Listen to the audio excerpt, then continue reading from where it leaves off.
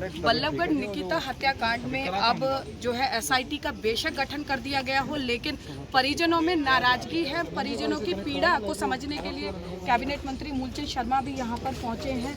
परिजन लगातार जो है सुबह से ही प्रोटेस्ट कर रहे हैं। बल्लभगढ़ सोना रोड जाम कर दिया गया। बादशाह खान अस्पताल में जब पोस्टमार्टम के लिए बॉडी लाई गई तो उसके बाद शव को रखकर जाम लगाया गया है ताकि फास्ट ट्रैक कोर्ट में मामले की सुनवाई हो सके। जो आरोपी हैं, जिसकी विकृत मानसिकता के चलते एक मां ने अपनी बेटी खो दी, एक भाई ने अपनी बहन खो दी, उसे न्याय मिल सके उसके लिए तमाम जो है कोशिशें कर रहे हैं। और इसी कड़ी में अपनी तकलीफ को साझा करने के लिए उनकी बातें क्या कुछ मुद्दा है जिसे लेकर परेशान नज़र आ रहे हैं परिजन। हालांकि गिरफ्तारी हो चुकी है एक युवक की, कोई अधिकारी मौके पर नहीं पहुंचा, जिसको लेकर भी गुस्सा है कि फरीदाबाद की एक बेटी चली गई और उसके बाद अधिकारियों ने सुध नहीं ली। पुलिस व्यवस्था पर लगातार सवालिया निशान लग रहे हैं। सारे मुद्दे को लेकर कैबिनेट मंत्री मूलचंद शर्मा जी यहाँ पर पहुंचे हैं। हरियाणा सरकार ने जो ये आपराधिक घटनाएं घट रही हैं, आप देखेंगे कि तमाम यहाँ पर परिजन हैं। देखिए इतने सारे लोग यहाँ पर मौजूद हैं। निकिता शायद इनकी कुछ लगती भी ना हो, लेकिन आज हर बेटी के न्याय के लिए, उसकी सुरक्षा के लिए यहाँ पर लोग खड़े हैं। सामाजिक संगठनों से लोग खड़े हुए हैं यहाँ पर। तो मुद्दा सभी का यही है कि न्याय मिले, ताकि आज 21वीं सदी में हम डिजिटलाइजेशन की बात करते हैं और अगर सड़क पर चलती बेटी, शिक्षा के मंदिर के बाहर खड़ी बेटी भी यदि सुरक्षित नहीं है, तो आम जो महिला है उसकी सुरक्षा का कैसे अंदाजा लगाया जा सकता है। देखिए मूलचंद शर्मा जी यहाँ पर मौजूद हैं। मूलचंद जी, आपका विधानसभा क्षेत्र रहा है, इस तरह सरेआम वारदात को अंजाम दिया गया, डर है व्यापारी और दुकानदारों में भी, लेकिन आज जो घर में बेटी बैठी है उसके माँ बाप भी सहमे हुए हैं। देखो, डर स्वाभाविक है। आदमी क्राइम जब होता है तो आदमी की सामाजिक, धार्मिक, बेटा बेटी सब महसूस करते हैं। पर ये जो लोग चाहते हैं कि क्रिमिनल आदमी को इस तरह से बेटी की दिन दहाड़े हत्या हुई, उसके खिलाफ कार्रवाई हो, कोई हम उसकी छूट कर रहे हो, कोई उस पर कोई कुताही बरती जा रही हो, हम क्रिमिनल आदमी को जहाँ तक मुकाम है, परिवार से मैंने बात की है, उसे जहाँ अंतिम जो क्राइम की जगह है वहाँ पहुँचाने का काम करें। सर 2018 में भी उसका अपहरण करने की निकिता की कोशिश की गई। लगता था कि तब अगर पुलिस थोड़ी और सख्त होती तो शायद आज वो बेटी हमारे बीच होती।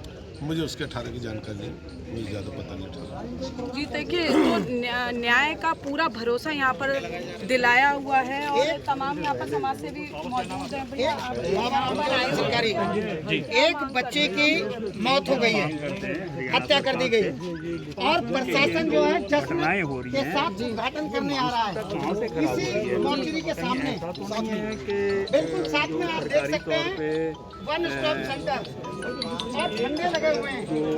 मुद्दे को सारे को ये बीजेपी सरकार बनाने की कोशिश करती है। हिंदू मुसलमान के इस तरीके की घटनाएं कहीं उसको बढ़ावा देने के लिए तो नहीं बढ़ी रही। मतलब आप कह सकते हैं कि इस तरह के संवेदनशील मामले पर भी राजनीति करी जाती है। ये राजनीति नहीं की जानी चाहिए। मुजरिम है, चाहे वो हिंदू हो, मुसलमानों, सिख हो, कोई भी हो, तो हमें ये नहीं सोचना चाहिए कि कौन है जी, उसके सख्त से सख्त कार्रवाई की जानी चाहिए जी। तो देखिए एक बड़ी गंभीर बात कही कि मानसिकता आखिर ये कहाँ से निकल कर आती है, जो अपने घर में बहन बेटी होते हुए शायद जो व्यक्ति इस तरह के अपराध को अंजाम देता है उसे ये पता नहीं होता कि वो पता नहीं कितने घरों की रोशनी को बुझा देगा। यहाँ पर तमाम सदस्य आप परिवार से क्या कहेंगे? कुछ लोग कह रहे हैं कि राजनीति करने की कोशिश की जा रही है, जो लोग आ रहे हैं, लेकिन यहाँ मुद्दा न राजनीति का है, ना यहाँ पर पुलिस की लापरवाही का है। यहाँ मुद्दा है कि एक बेटी को सुरक्षित नहीं रख पाते हम, बेटी बचाओ का नारा देते हैं, ब्रांड एम्बेसडर नियुक्त किया जाता है, लेकिन ज़मीनी हकीकत आप क्या मानते हैं? देखिए, ज़मीनी हकीकत ये है कि जो जिस जगह पर ये घटना हुई है उस जगह पर वो महिला कॉलेज है, वहाँ पर कोई ना तो पुलिस का बूथ लगा हुआ है, ना वहाँ कोई जिप्सी रहती है, किसी भी तरीके से वहाँ पर जो है सिक्योरिटी नहीं है बेटियों की। और फरीदाबाद के अंदर लगातार ऐसी घटनाएं कई हो चुकी हैं। यहाँ प्रशासन की नाक के नीचे 8-8 साल की बेटियों के साथ बलात्कार हो रहे हैं, इतनी बड़ी बड़ी घटनाएं हो रही हैं, हत्याएं हो रही हैं, और 24-24 घंटे के बाद यहाँ क्षेत्र के विधायक और क्षेत्र के पार्षद लोग निकल के आ रहे हैं। वो भी जब नेशनल टीवी के ऊपर इस चीज़ का टेलीकास्ट होता है, उसके बाद ये लोग बाहर निकल के आ रहे हैं। तो किस तरीके से काबू कर पाएंगे इन घटनाओं को? जी बिल्कुल। और देखिए, सांप निकल जाने के बाद लकीर पीटना शायद ये राजनीति का असूल बन गया है, प्रशासनिक कार्यशैली का असूल बन गया है।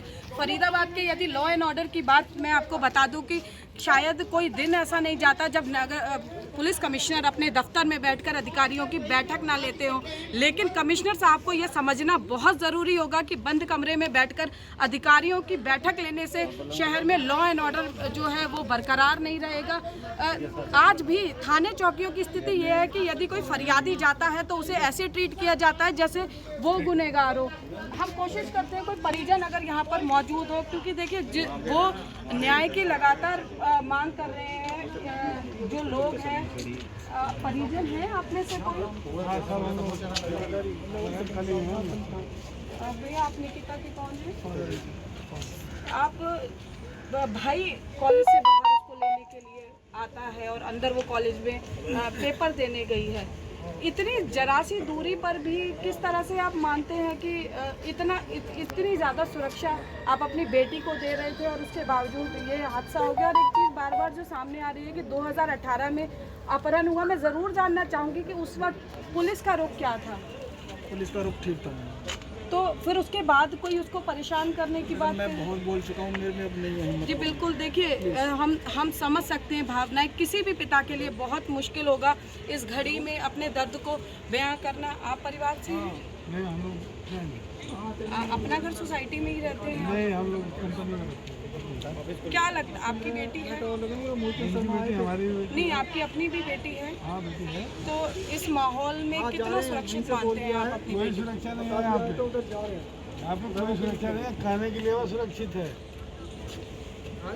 जी, तो क्या वो परिवार ने, क्योंकि काफ़ी भावुक है, क्या आप लोग मांग करते हैं? क्या मांग की है आपने? और कहीं लगता है कि नेता आए, अधिकारी आए, सुनकर चले गए, ठंडे बस्ते में डाल देंगे, या फिर इस लड़ाई को आप मुकाम तक पहुंचाएंगे? बिल्कुल मुकाम तक पहुंचेगा। हम लोग हर संभव कोशिश करेंगे मुकाम तक पहुंचे। हाँ जी।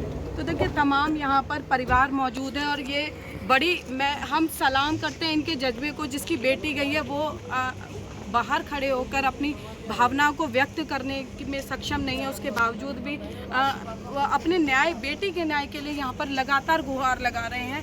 लेकिन सवाल ये उठता है कि आखिर कब तक बेटियाँ इस तरह से शिकार होती रहेंगी? कब तक बेटियों को आज भी घर से निकलने से पहले 100 बार सोचना होगा? कहीं ना कहीं सवाल उठता है, जो कानून व्यवस्था चरमराई हुई है। अब बेशक बहुत चीज़ें शहर में ज़रूरी हैं, लेकिन जो पुलिस की प्रायोरिटी है, जो प्राथमिकता है, वो सीधे तौर पर सुरक्षित माहौल लोगों को देना है ताकि हमें सुरक्षित हवा में सांस ले सकें। तो इसके लिए बहुत ज़रूरी है, सख्त नीति बनाने की ज़रूरत है। और एक बहुत महत्वपूर्ण बात, जो अपराधी है या जो व्यक्ति अपराध करने की प्रवृत्ति से घर से निकलता है, उसके मन में ज़रूर ये डर बिठाने की ज़रूरत है कि यदि वो कोई अपराध को जन्म देता है तो उसका जो हश्र है वो उसके लिए नासूर बन जाएगा। जब तक ये डर नहीं रहेगा तब तक फरीदाबाद में निकिता जैसी अनेक बेटियां इस तरह का हादसे का शिकार होती रहेंगी। और हम आम लोगों से भी यही अपील करते हैं कि अपने आसपास यदि इस तरह की कोई हरकत होते देखें या इस तरह का कोई आपको लगे कि असामाजिक तत्व किसी अपराध को अंजाम देने की नीयत से निकला है, तो ज़रूर आगे आए और एक जिम्मेदार नागरिक का अपना कर्तव्य अदा करें। फरीदाबाद से पूजा शर्मा, पंजाब केसरी टीवी।